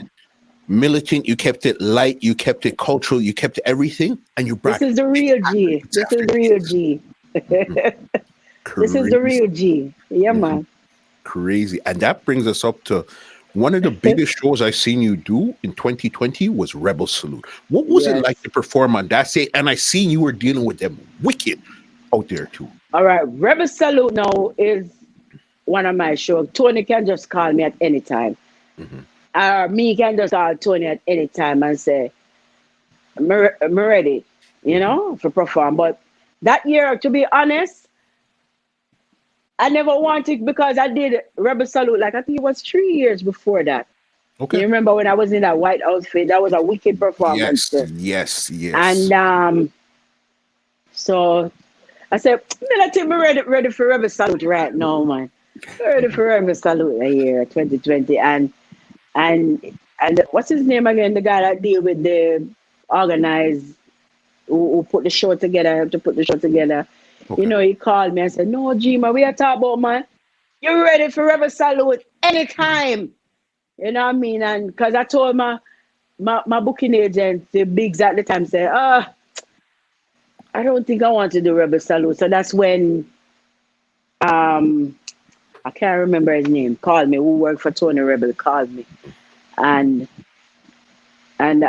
he said, Gee, no man, you have to do Rebel Salute here. And I said, Mhm. all right then. And I want to tell you that 2 days before I went down to Jamaica, I was feeling very sick. Up until this day, I wonder if it was Mhm. the COVID I had. Yeah. I was very sick. I had fever, feeling real terrible, horrible. But I Mhm. say, my Africa Rebel Salute same way. Because even when I went to the rehearsal, I was so sick that why I keep forgetting Tony Rebel organizer name. Oh my gosh, Mhm. I can't forgive me. Mhm. And I was there rehearsing and he came to me and said, Mhm. Gee, I can see how you feel. It's all right. You don't have to worry. You don't have to finish rehearsal. You know what I mean? And I went up during that time I was still sick. Mhm. Still sick. I was on some medication because I went to the doctor before, I went to Jamaica. So I was still sick. Even the night when I was on stage, I was sick, sick, sick. Very sick. Performing so hard? Yes, I was very sick. But there's something about even the crowd at Rebel Salute, the patron of Rebel Salute, they're there to enjoy good music and Mhm. positive music. That's the frame of mind they come with to full joy themselves, and to be entertained because Rebel Salute always put a excellent package. Ryan, that person name Ryan, yeah. Sorry, Ryan is the person who put the whole thing together. And Rebel Salute is a show that people always look forward to come and enjoy themselves every year. Positive. And the package that they Mhm. put together is not like a regular package where you don't go every stage show and see the same set of artists. Rebel Salute will go for uh, uh, what's the group name that I saw for the first time? Like meditations and all of these types of meditation. That things. was the first time in my whole life I've ever Hmm. saw meditation perform. Would you Hmm. believe it? And then these are artists that I sing a long time. I mean, know the song them and everything. Hmm. You know, so you know, so it's always a pleasure working on Rebel Salute. So when you go Rebel Salute, you just have to give it 100. You know what I mean? Because people are there to really full joy themselves, and it's not like when you go to a certain crowd, you're like, for me as an artist in the back of my head, I'm like, oh, wonder what these people want to hear. No, a certain kind of crowd. Wonder what Hmm. these people want to hear. No, boy, I wonder if them are gonna accept my, you know, Hmm. thing. But when you go to Rebel Salute now, Hmm. when you go to Rebel Salute, you go there for salute and you know what I mean, give the people them be you can get for let it out, you know what I mean, For and sure. you can have a wonderful time on stage, you know. Yeah, man. You And get it.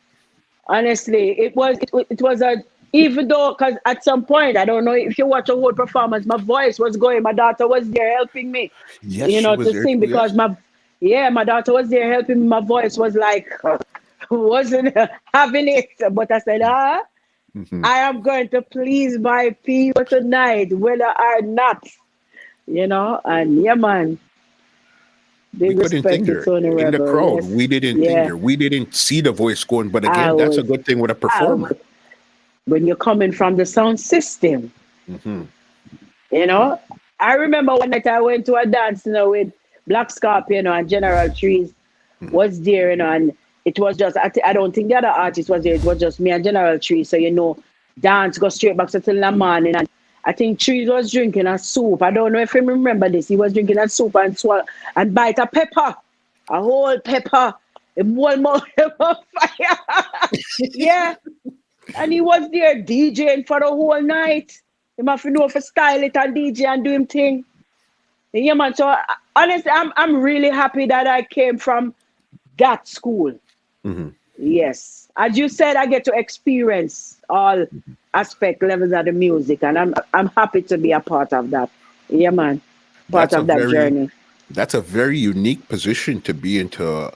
Again, you're coming from 80s where you had hits in 80s, you had hits in 90s, you had hits Right? in late 90s, early 2000, mid 2000. Yeah. It's just so crazy what you've done. And I'm not done yet. At all, not even close. Not even close, Lady G. That's not even a question right now.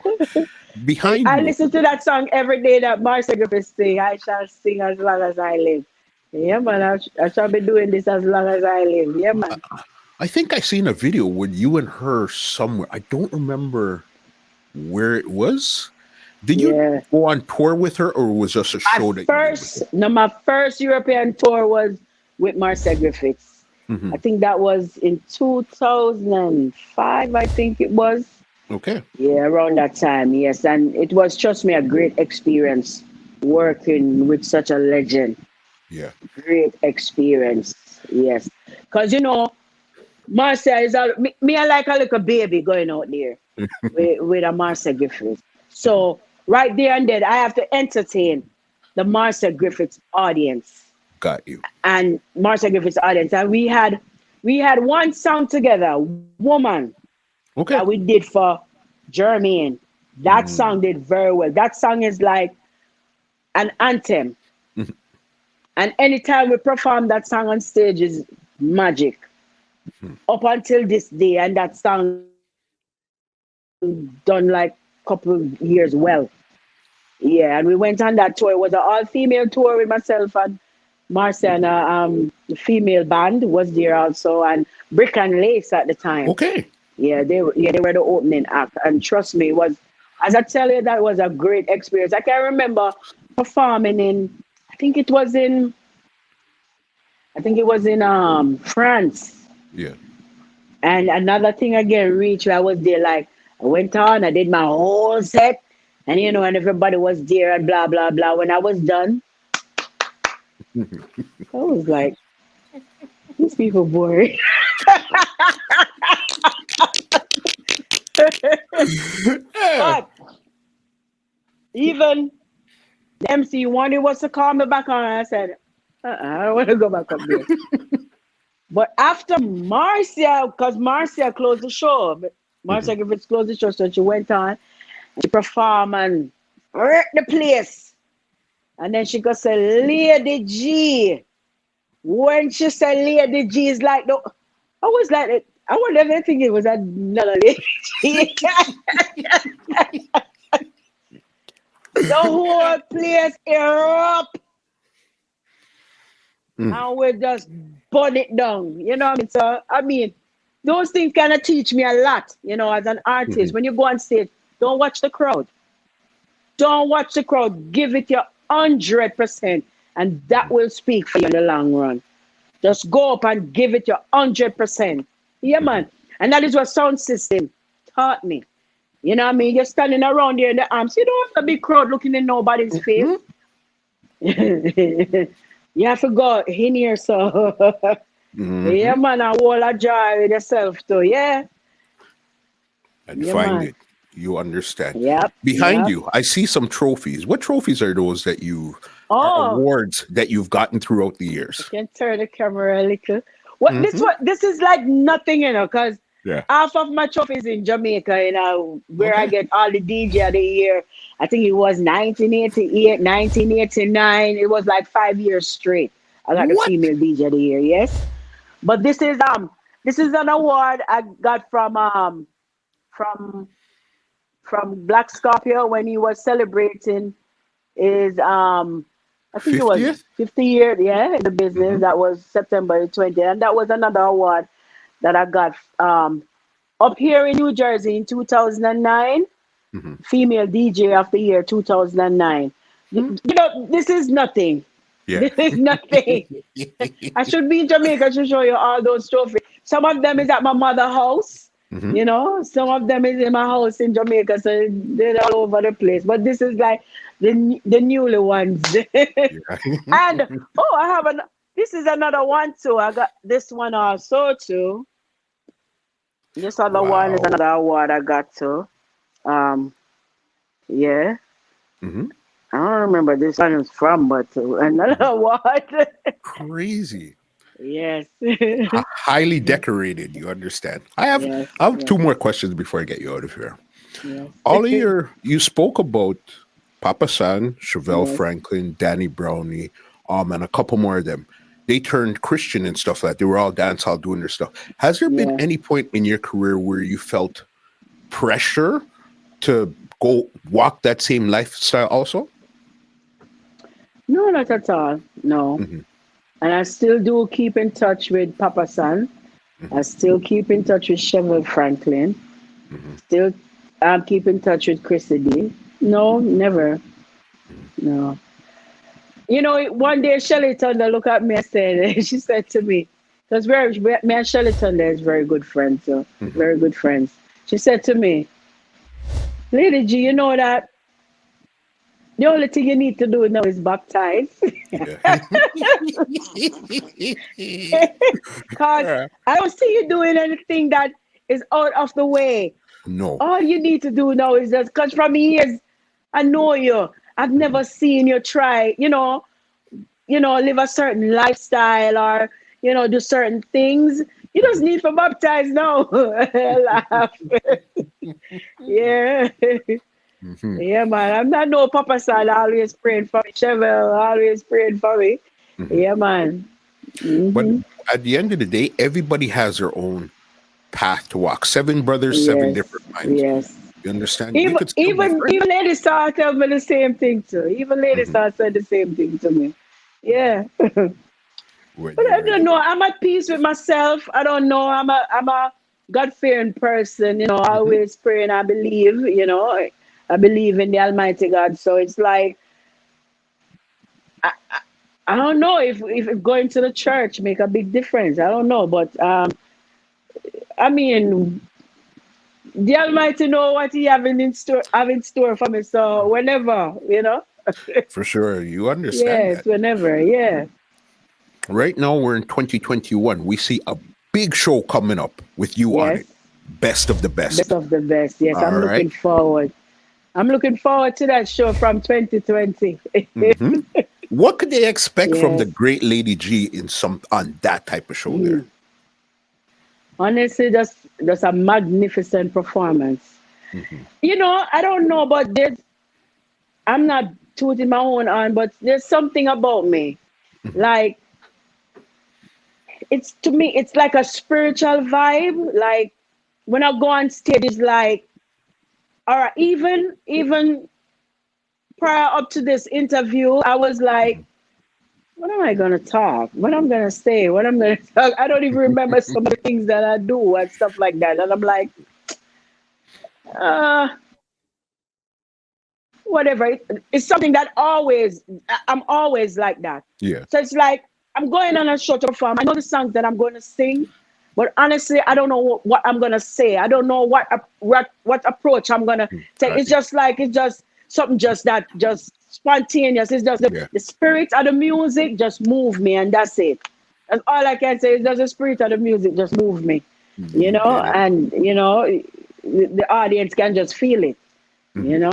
So I'm looking forward to that show, you know. Yeah, I'm looking forward to that show. Moreover, so there's a lot of female artists on it, and I love that vibe. I love it. I love that when other females on shows that I feel good about it. And Yeah. and right now the younger females right now, they are doing very well. They're doing Hmm. very well. Trust me, I'm proud. I'm so proud of a lot of them. Yeah, Yeah. man. Even seeing you and Spice on the same show, I could tell that that type of energy that you guys bring to that Yes, stage is going to yes, be next level altogether. yes, definitely, definitely. Because Spice is a stage performer, Hmm. likewise myself. So I mean, and I'm the only female DJ that like representing like for the foundation Yeah. part of it. So definitely. I'm gonna have to be performing for the new generation, the older generation, Hmm. everybody. You know what I mean? Yeah, so to me it's just a joy and a pleasure to be on a stage now with this generation of Hmm. female. Yeah, man. For real. That's true. New music. Are we getting any new music from G Oh this year? What's yes, going on? oh yes. I have a new song that I did for Anthony Malvo Oh. Entertainment. That Mhm. song just came out this week, named Mhm. Big Woman Thing, and he called me a couple time over the oh, a couple of times last week because I Mhm. need to do a drop for it, and telling me that most of the radio station, that he give it, they're feeling the song, they're feeling my song on the Mhm. rhythm. Yeah, they're loving it, and the females are, as usual. Me always say the thing for the woman them. All right, I Mhm. represent for the big woman them. When I say big woman, it doesn't mean that you have to be at a certain age. It's Mhm. just the things that you do. The things that you do make you a big woman. Yeah, think positive. Yeah, work Mhm. hard. Have your own things. Independent. You know what I mean? Big woman thing. You understand? And another song that I did for one of my little virgin cement kid, his label is Concrete Mhm. Records. I did another song for him. A new song that is coming out too. Yeah. Some people can look out for it. Mhm. Yeah. Crazy, And me crazy, have couple crazy. little other things that I think for come out when me do, you know. I want send a rhythm to me, or they having a project and they want me to be a part of it. So Mhm. yeah. Yeah, Because I me know you even put out start a doing my song. thing, man. Yeah, man. You had worked with Mad Squad and put out a song, no, Bada Yeah. General, and put Yeah. out a song No last year. problem. Yeah, no Hmm. problem. Me Hmm. nah no problem. Me nah no stress. Me nah no worries. Me lifestyle blessed. Me no in a no mix up. No, we nah no mess. Men have no issues. I get off of my chest. At that time, there were, pasta was going on between the females. Hmm. So, you know, and I tell you, all of my songs them have meaning, and yes, I agree 100%. Last one I have for you before I get you out here, and before I even ask this last question, listen, if nobody's ever told you, and okay, I'm going to tell you honestly, I know that you're not really a talker. You don't really like to talk and stuff like that. But you see, Yeah. this is what you sat down and did tonight. You draw me up muscle.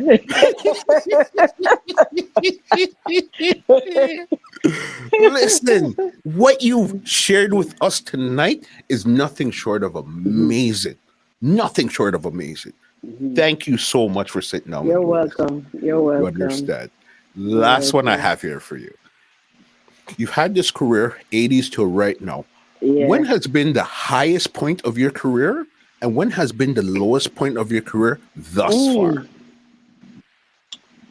You know, I never talk about this song that myself and Chrissy D had. That was on the British chart. A song like "Girls Like Us," girls like this. Yeah, that's they call it a garage music. We did it in reggae and for UB40. Okay. And they have some guys in England remix it and to a garage beat. And while I was in America, having my daughter, she is 22 years old now. I remember when I went back to Jamaica, Danny told me that, you know, you and Chrissy D have the biggest song in England right now on the British chart. What? I was like, we did that song like 5 years ago. 5 years ago. And when I came back, Danny said, you and Chrissy, they have one of the biggest songs on the British chart. And I had was to fly immediately to England, me and Chrissy D, to go and promote it. We did Top of the Pops, you know, with people like Lucy Pearl and this guy, I think his name was Christopher something. It was like the big thing there at the time.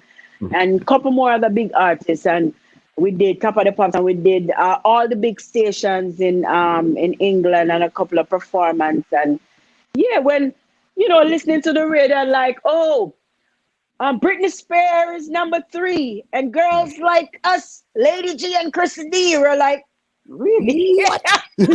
Wow. Like, really?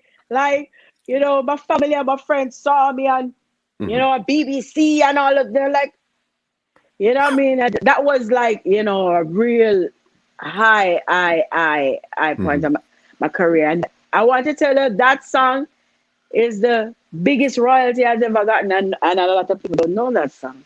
That's how the music business is. Yeah, yeah. The business is so weird. The highest point of my career, I would say, other than that, was like, you know, when me and Papa San had those combinations. Yes, highest point. The lowest point, I would have to try to remember the year when I was trying to make a comeback. That's the time when my daughter passed. I had a daughter that passed off, so that time was like, really downtime for Lady G. Yeah, but you know. Sorry, condolences about that situation. But again, you see, once you're on that stage, just like I could tell you your locks journey and all that, because we've seen you from your weave with the bob to your blonde now to your lock. Right? Just, you live that public life, so it's crazy. You know? Yes. Crazy. If they want to check out anything you have coming up, follow you on social media, get in contact you for dubs and all of those stuff there, because I know you make killer dubs when you're ready to. You know, if they want to check you out for that, how can they get in contact with you? My Facebook, you can hit me up on Facebook. It is Lady G5, because there is so much Lady G out there, so I had to put my last name to it, and the 5 is spelled FYFFE. And for IG, it's original_Lady G. So people can check me out on all those platforms. Link me up, inbox me. Yeah, and they get all the information. Yes. Good to go. For bookings also, because my bookings information is also on it. Right now, the floor is yours. If there's anybody you want to big up, anything you want to say, the floor is yours right now, Miss Lady G. But first of all, I want to big up my brother Pancho, who has been a force behind my career. Always there for me, Mhm. supporting me all the way. You know what I mean? Big up my manager Biggs. Of course I have to big up my kids because them support me a lot. You know what I mean? They are the reason why, to me, they are the reason why I'm living, you know what I mean? Mhm. And big up my DJ friend Itman Wally. I want a special big up to Matt Andrew because Matt Andrew have been a great part of my career. I want to big up the whole Main Street crew. I want to big up Gussie Clark who believed in me. You know what I Mhm. mean? All the producers that I've worked with. I just want to big up all my fans, the people that support Lady G all over the years and never give up on me. Always there for me. All the radio disc jockeys them who play my music, you know what I mean? Radio disc jockey when me don't have to give no money for play my song from Lady G have a song them just play it. You know what I mean? I just, want to say a lot of love goes out to everybody who have helped to build. You know, I would be bigging up people on and on and on and on and on. But I just want to say a big thank you to everybody, everyone who play a part in Lady G career because I couldn't do it by myself. Mhm. Crazy, crazy. This conversation is nothing like I imagined it to be. I knew it was going to be great, but I didn't know it was going to be this great. Lady G, thank you. You're Thank you. welcome. And if nobody's ever told you, you're so appreciated in this business, even if we don't see you every day and we don't get new music from you every day, when those Right. songs come on, we appreciate it more than you even know. Thank you for being you. You You're understand? welcome. You're welcome. Thank you very much too for No problem. having me on this program. With Yeah, every and I conversation. have to say, Mhm. I watch almost all of them every night. What?